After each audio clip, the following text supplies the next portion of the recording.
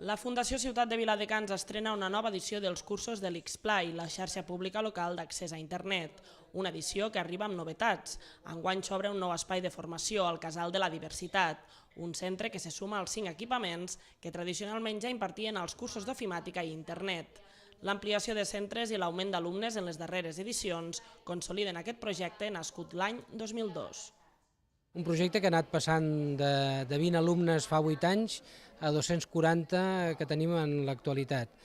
I principalment aquest augment s'ha produït en els últims 2 anys. Fa 2 anys no arribàvem a 150 persones que accedien als nostres cursos i en 2 anys pràcticament hem doblat el número de persones que venen a formar-se en la nostra xarxa. Fer xarxa entre els alumnes és un dels reptes que enguany es marca la Fundació.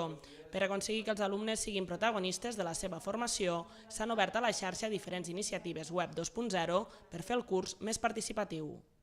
Per això hem obert una part de fòrums i xats del web de l'Xplay, així com un blog per cadascun dels centres i també hem obert un Facebook de l'Xplay on volem que la gent hi participi fent els seus comentaris i les seves aportacions.